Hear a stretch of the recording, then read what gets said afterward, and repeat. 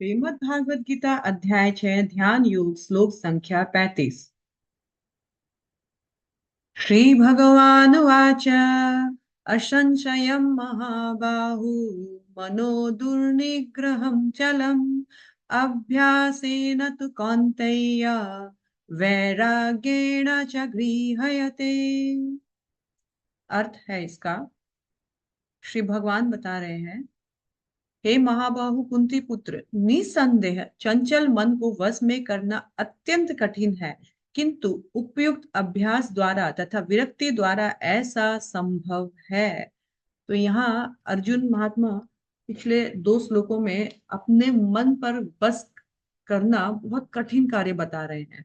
वो बोल रहे हैं कि मन क्योंकि चंचल है, हठीला है, अस्थिर है, उछल है, तो इसे कंट्रोल करना बहुत मुश्किल है। भगवान, इससे अच्छा होगा कि मैं वायु जो दिखती नहीं है वो कंट्रोल कर लूं, लेकिन मैं अपने ही मन को कंट्रोल करने में असमर्थ हूं। मुझे नहीं लगता है कि मन को कंट्रोल में किया जा सकता है।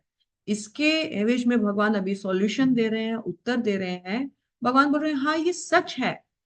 हे कुंती पुत्र, तुम मेरे बुआ के पुत्र हो, ये सच है, तुम सही बोल रहे हो। लेकिन तुम महाबाहु हो, तुम यहाँ पर बता रहे हो कि तुम नहीं दिखने वाली हवा को कंट्रोल कर सकते हो, और तुम तो सच में महाबाहु हो, महावीर हो। तुमने कितने महावीरों को पराजित किया है, भगवान शिव को भी साक्षात तुमने पराजित किया है।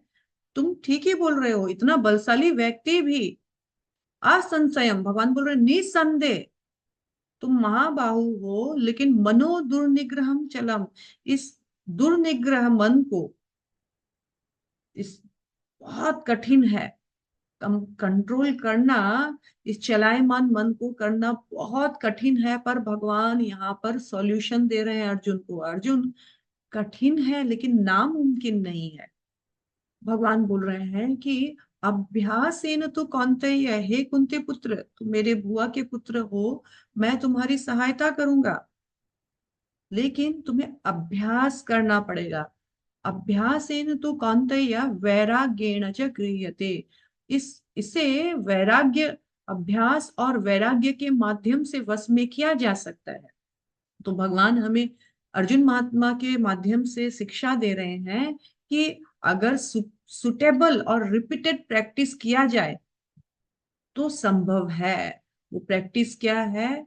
तो भगवान बोल रहे हैं कि अगर नियमित रूप से अगर हम प्रयत्न करें, अभ्यास करें, और तब वैराग्य संभव है। तो अभ्यास क्या करना है? तो भक्ति योग का, नवदा भक्ति योग, जिसमें श्रवण सुनना सबसे महत्वपूर्ण है।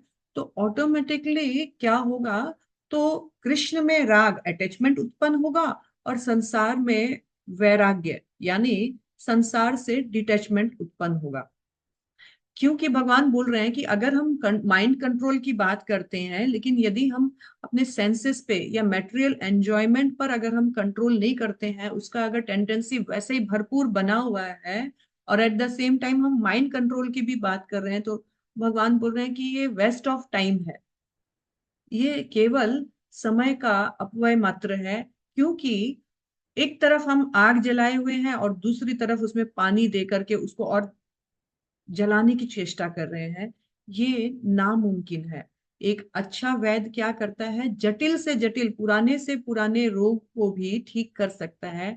भगवान यहाँ हमें यही बोल रहे हैं कि यदि अगर हम एक प्रॉपर डायरेक्शन, एक्सपर्ट गुरु, एक्सपर्ट डॉक्टर के प्रॉपर गाइडेशन में उनका दिया हुआ करेक्ट मेडिसिन को अगर हम सही रूप में लेते रहें, तो जटिल से जटिल रोग भी कट जाता है। वैसे ही भगवान बोल रहे हैं, अगर तुम अभ्यास करोगे, सुटेबल और रिपीटेड प्रैक्टिस करोगे, तो ये मन भी, जो चलायमान मन है, ये भी स्थिर किया जा सकता है, ये भी कंट्रोल हो जाता है। हरे कृष्ण।